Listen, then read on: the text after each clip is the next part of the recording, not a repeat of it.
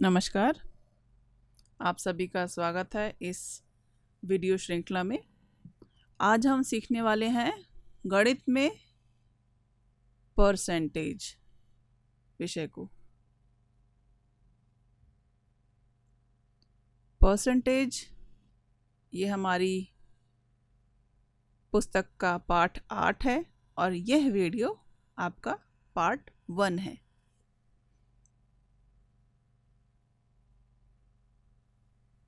इस वीडियो का मुख्य जो उद्देश्य है वो ये आपके सामने लिखे हुए हैं। सबसे पहला उद्देश्य है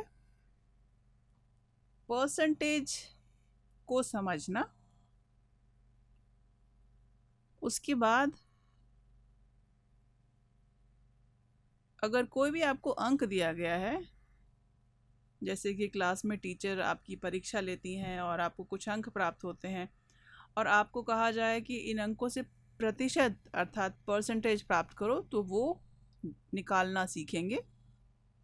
तीसरा, आप सभी फ्रैक्शंस के बारे में जानते हैं, इसको परसेंटेज में कैसे बदला जाए ये हम सीखेंगे। चौथे नंबर पे हम सीखेंगे परसेंटेज को फ्रैक्शन में कन्वर्ट करना, कैसे उन्हें बदला जाए।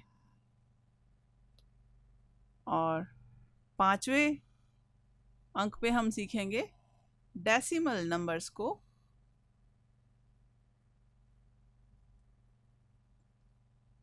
परसेंटेज में बदलना।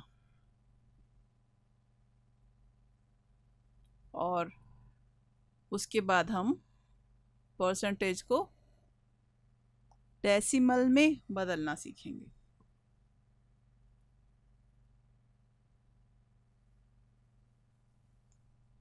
ये वीडियो समझने से पहले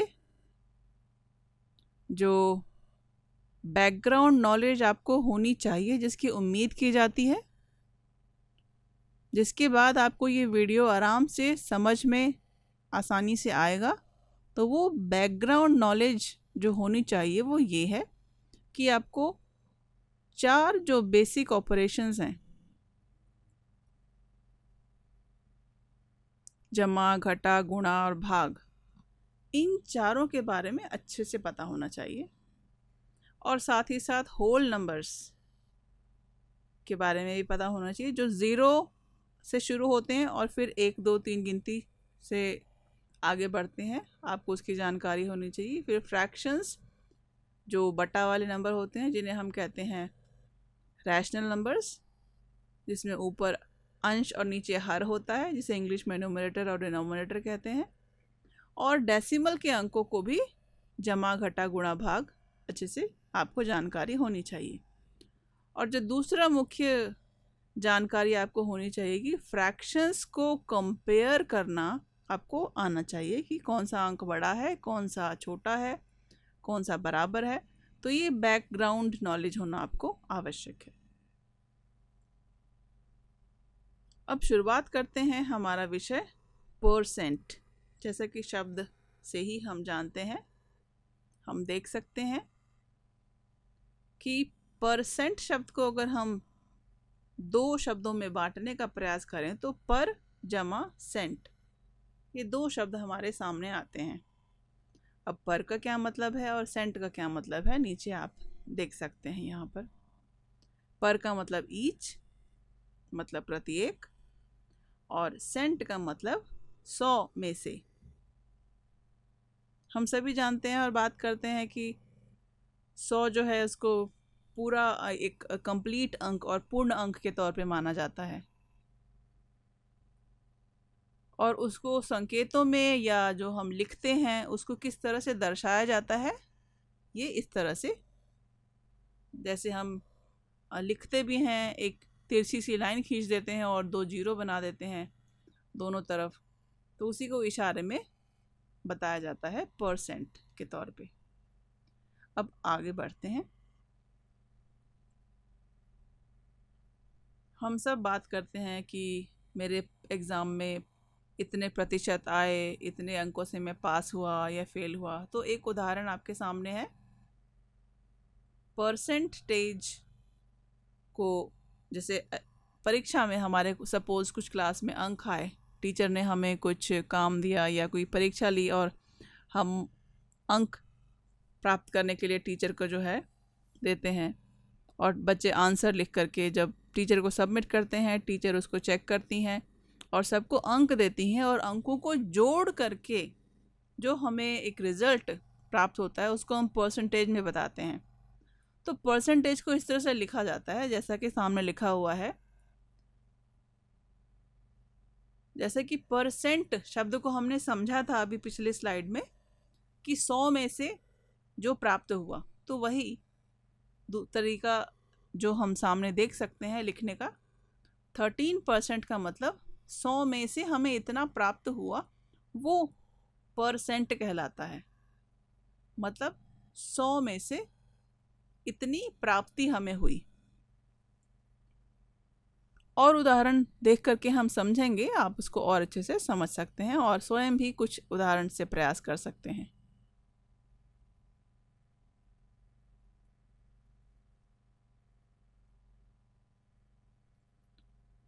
अब अगर इसको हम समझने का प्रयास करें तो आप देख सकते हैं सामने, इसी स्लाइड को मैं समझाऊंगी।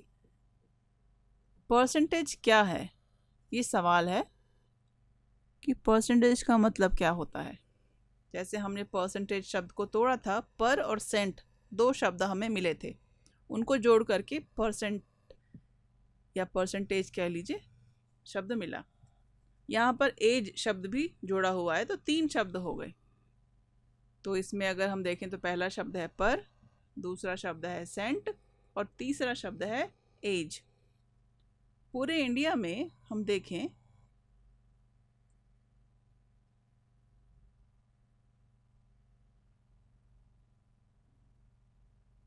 पर, सेंट, एज, यहाँ पे इस शब्द के 3 टुकड़े हम कर सकते हैं और 3 शब्द हमें मिलते हैं। तो परसेंटेज का क्या अर्थ होता है वो भी हम आगे अभी देखेंगे।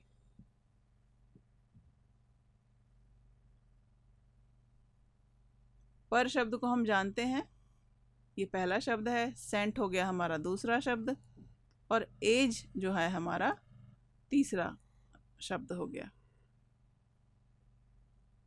टुकड़े किए हमने तो 3 शब्द, तीनों के अर्थ अलग हैं अपने आप में अगर हम देखें।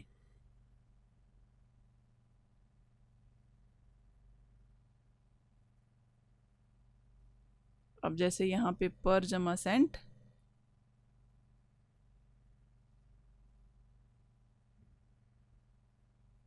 परसेंटेज ये शब्द है, तो दोनों का एक ही अर्थ है, एक ही अर्थ में इसको हम समझेंगे।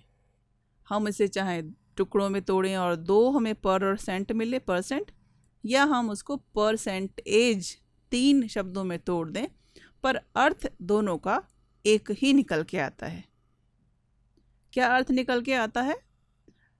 परसेंटेज जो है एक स्पेशल खास फ्रैक्शन है, मतलब एक भाग है जिसमें जो हमें प्राप्त हुआ वो खास है, और जो नीचे जिसमें से प्राप्त हुआ वो भी खास है।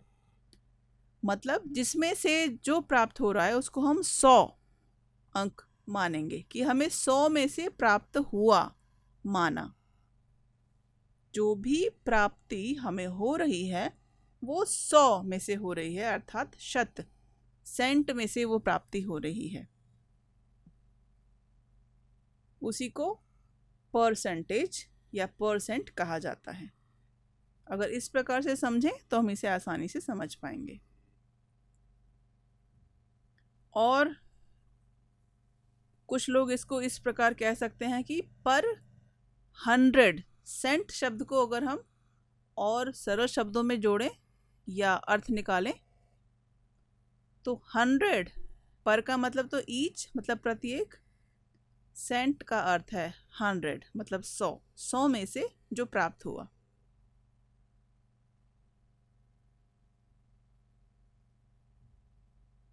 अब यहाँ पे आपको दिखाया गया है 47%, 47%।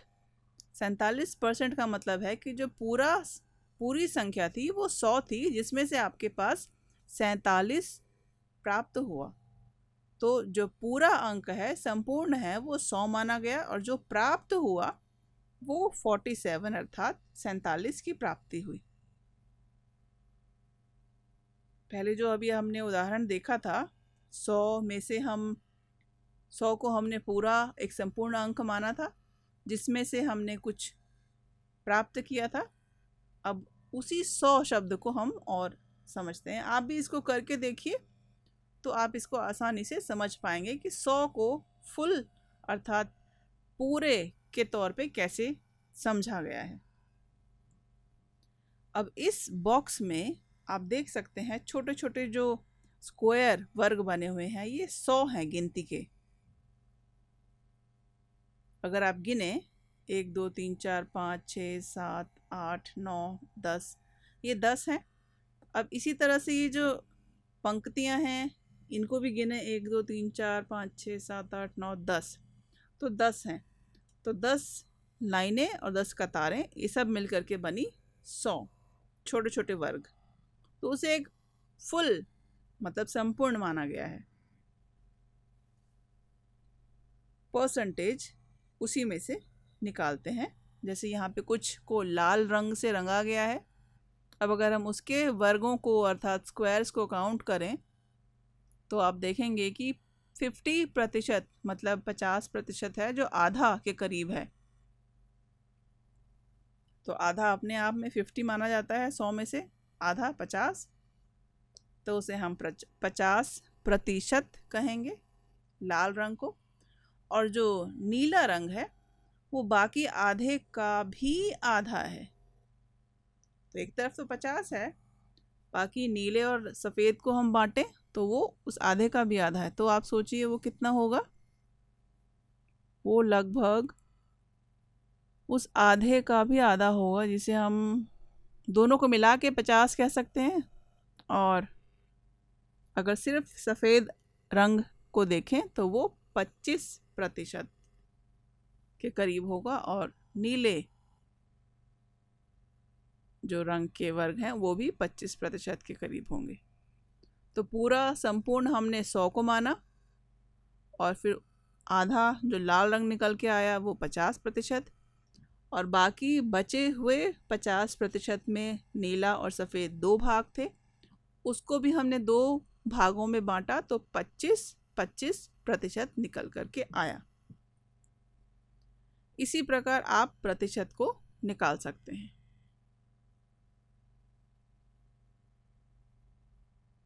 अब आपको स्वयं प्रयास करना है इस चित्र को देख करके कि इसमें जो रंगीन क्षेत्र है और जो सफ़ेद क्षेत्र है वो कितने प्रतिशत है। इसमें भी यदि आप देखें तो जो स्क्वायर अर्थात वर्ग बॉक्सेस नज़र आ रहे हैं, ये पीले रंग के जो हैं ये 6 पंक्तियां हैं और 10 लाइनें हैं इसमें। यहाँ पे एक जो है ये सफ़ेद रंग का है, तो ये उस पोर्शन में आ गया।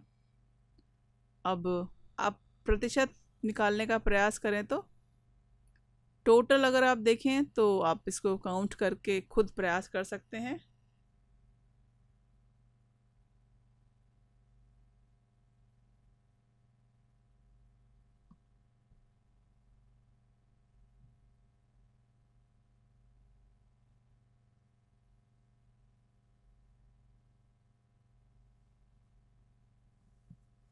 इनका टोटल आ गया 59%।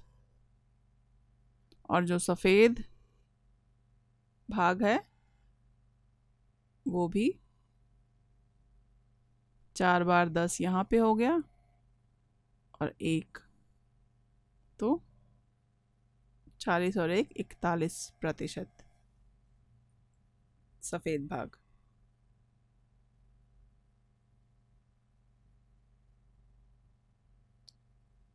तो ये देख करके हम समझ सकते हैं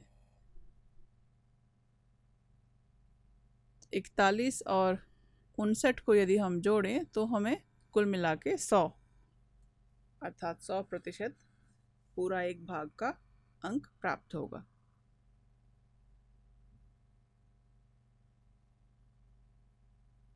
इसी प्रकार हम पूरी संख्या को 100 मान करके हल कर सकते हैं।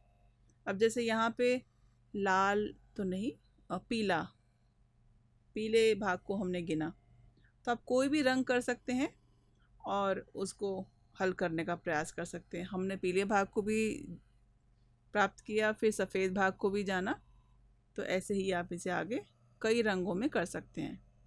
अब यहाँ पे आपको अभ्यास करना है, जो हरा भाग है वो कितने प्रतिशत है आपको देखना है और सोचना है।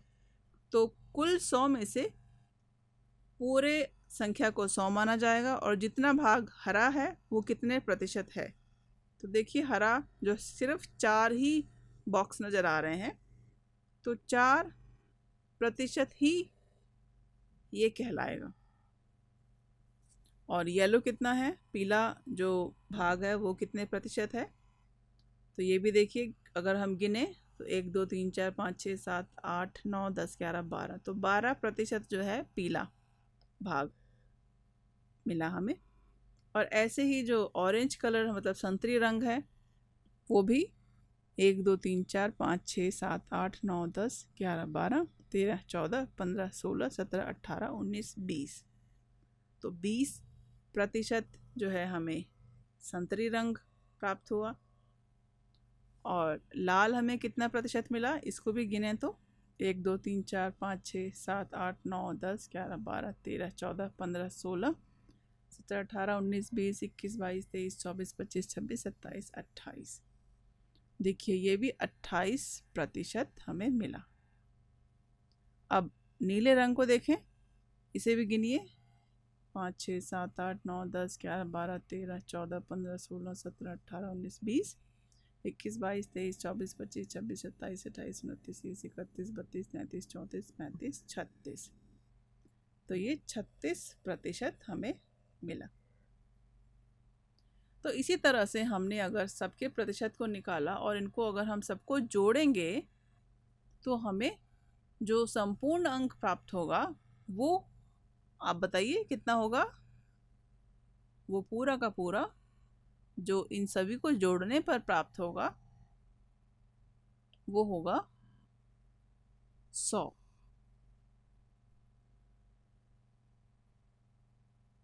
इसलिए प्रतिशत मतलब 100 में से इन अंकों को हमने माना। तो ये परसेंटेज का इशारा भी जो है इसको इस तरह से दर्शाया जाता है। 4% को हम और कैसे लिख सकते हैं, 4/100 मतलब 100 में से 4। जैसे हरे रंग को हमने दिखाया 4% मतलब 100 में से 4 जो है वो हरे हैं। अब अगर हम पीले को देखें तो 100 में से 12 जो है वो पीले हैं।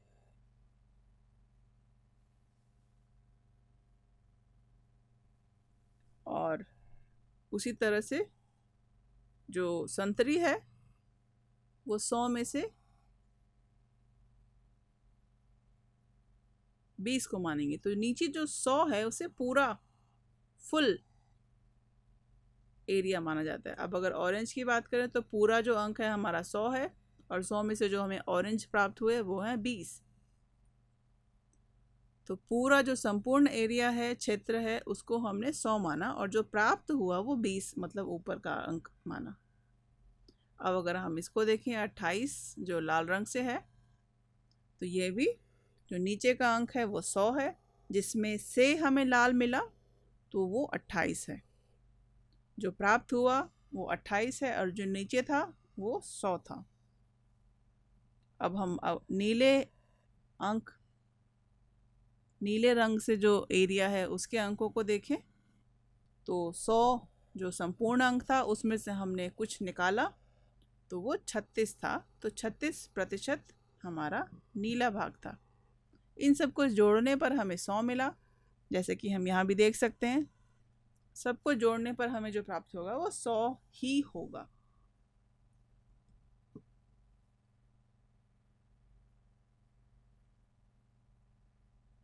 इसको हम इस तरह से जमा करके भी लिख करके दिखा सकते हैं।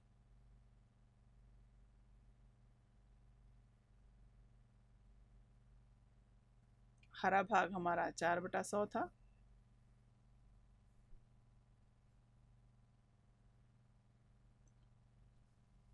पीला भाग 12/100 था।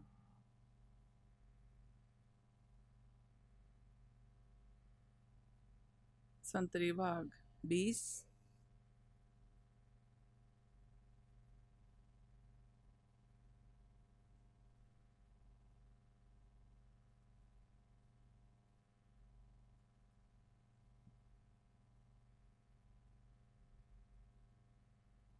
और ऐसे ही नीला भाग भी कुछ था। तो इस प्रकार हम कुल अंकों को जोड़ के रूप में लिखकर दिखा सकते हैं।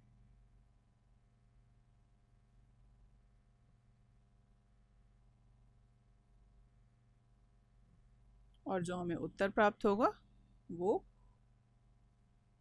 नीचे और ऊपर दोनों जगह हमें 100 ही प्राप्त होगा।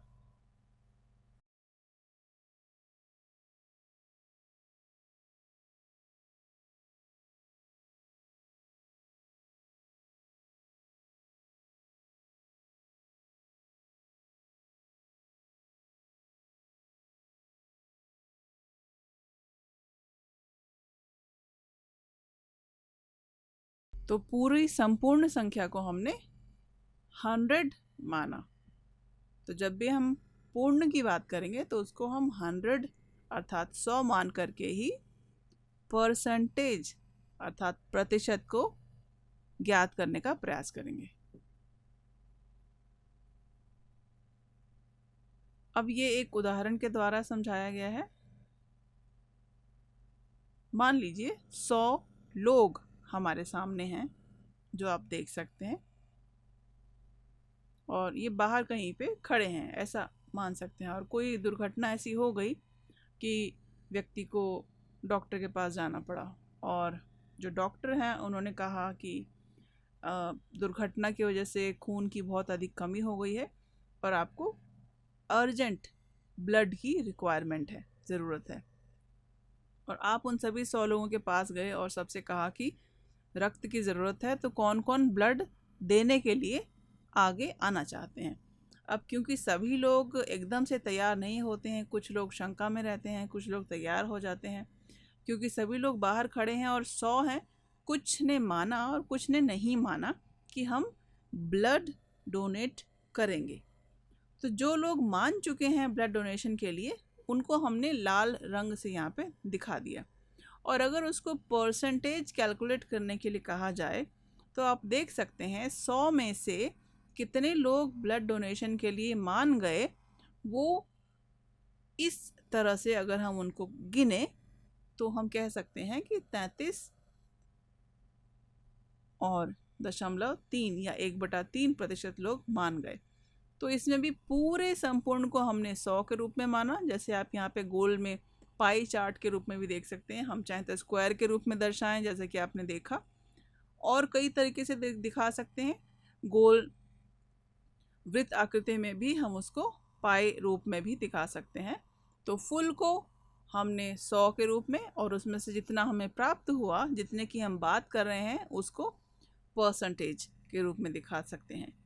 तो जो लोग मान गए ब्लड डोनेशन के लिए, उनको यहाँ पे लाल रंग से इस सर्कल की जो आकृति है उसमें दिखाया गया है। देखिए वो आधे से कम है, आधे के करीब होते तो 50 के आसपास होते, पर ये 50 से भी कम है।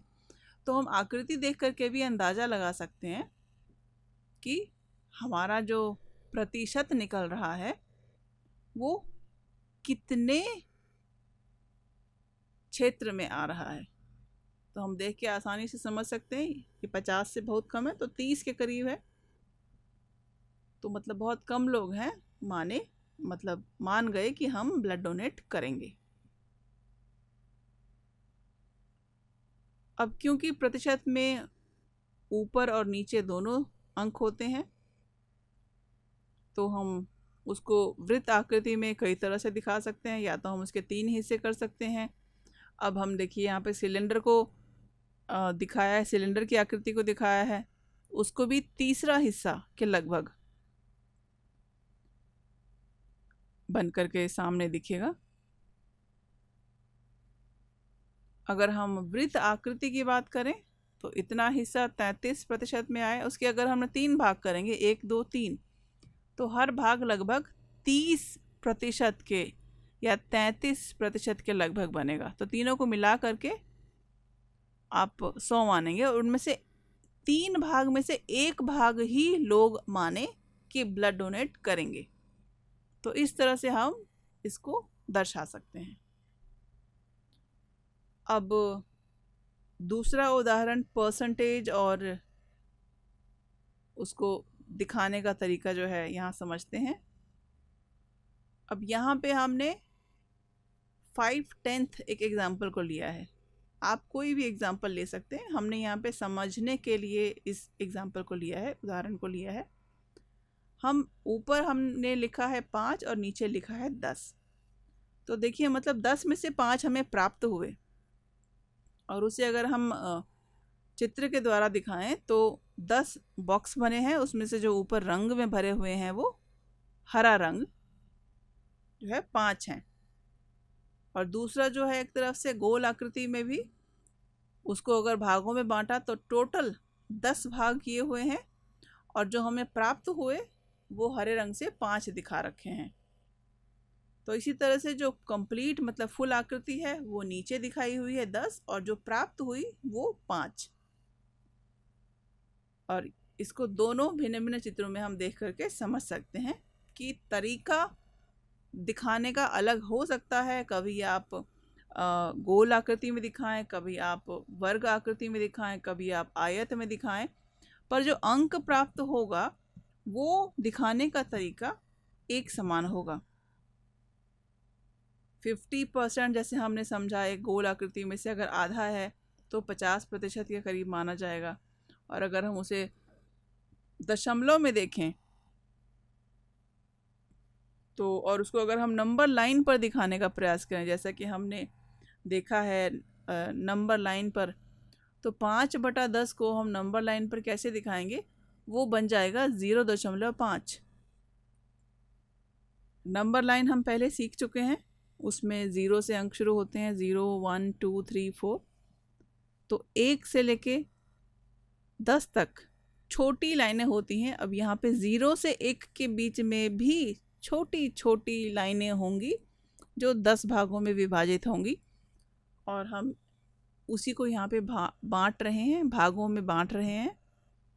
और 0.5 मतलब 0 के बाद छोटे छोटे भागों को गिने तो 5 तक, 5वां भाग जो है 0.5 आएगा। इसको आपको थोड़ा ध्यान से देखना होगा क्योंकि लाइनें छोटी होती हैं और दशमलव के बाद का जो अंक है उससे हम नंबर लाइन पर दिखा सकते हैं। 0 दशमलव है क्योंकि, तो इसमें 0 हमारा पूर्ण अंक है, तो 0 तो आराम से हम नंबर लाइन पर अंक हमें दिखेगा। उसके बाद दशमलव के बाद वाला अंक जो है अंदर की छोटी लाइनों में गिन करके प्राप्त कर सकते हैं।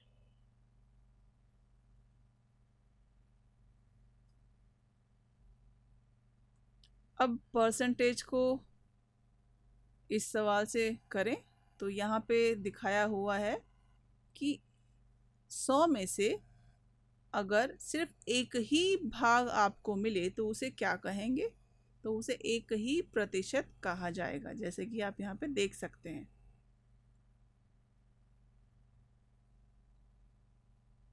कुल वर्ग हैं 100 और एक ही आपको प्राप्त हुआ है, तो उसे 1% ही कहा जाएगा। इसको आप 1/100 भी लिख सकते हैं। इसका अर्थ हुआ कि अगर आपके पास परीक्षा में 100 प्रश्न हैं या 100 नंबर का पेपर है, आपको कुछ भी नहीं आता और आपने बहुत ही कम लिखा है, सिर्फ एक ही उत्तर आपने लिखा है, तो टीचर ने जब आपको आंसर शीट्स देख करके मार्क्स दिए क्योंकि आपने कुछ नहीं लिखा था और पेपर में कुछ नहीं कर पाए थे, तो सिर्फ जितना आपने लिखा उसी के 1 अंक आपको मिले, तो उसको 1% कहा जाएगा। मतलब 100 में से 1। अब ये आपको स्वयं अभ्यास करना है। अपने आप वर्ग आकृति बना करके उसमें 10 लाइनें और 10 कतारें बना सकते हैं, और परसेंटेज के सवालों को अपने आप रंग करके हल करने का प्रयास कर सकते हैं। यहाँ पर एक कागज़ पर आपको 9 छोटे छोटे बॉक्स दिए गए हैं। आप अपने आप कम या ज़्यादा बना सकते हैं। आप खुद करके उनको हमें ईमेल भी कर सकते हैं। हमारे ईमेल एड्रेस पे यदि आप भेजेंगे तो हम उनको चेक करके आपको बता सकते हैं।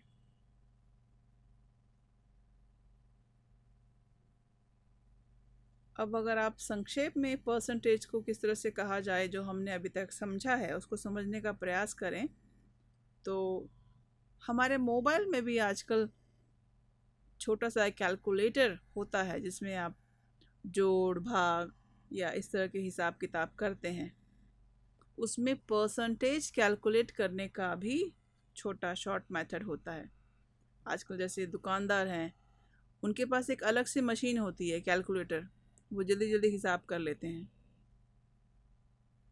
उसी तरह से टेक्नोलॉजी हमारी हेल्प करती है, जमा जल्दी करने के लिए, घटा जल्दी करने के लिए, गुणा और भाग जल्दी जल्दी करके वो हमें उत्तर देने में सहयोग देती है। अब हम परसेंटेज को एक बार अगर दोबारा समझें तो होल मतलब पूरी आकृति, संपूर्ण में से जब हम कुछ हिस्सा निकालते हैं तो वो परसेंटेज कहा जाता है। मतलब प्रत्येक 100 में से जो हमें प्राप्त हुआ वो हमारा परसेंट है। मतलब 100 में से जो प्राप्त हुआ उसी को परसेंट कहा जाता है।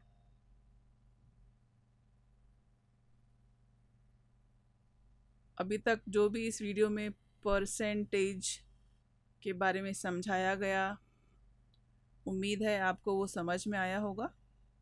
अगर कोई भी शंका या कोई भी दुविधा आपके मन में है या कोई सुझाव है तो आप हमें मेल कर सकते हैं। ये हमारा ईमेल आईडी है। इस ईमेल आईडी पर आप अपनी शंका, सुझाव, आइडिया, कुछ भी जो भी आपको लगे ठीक भेज सकते हैं।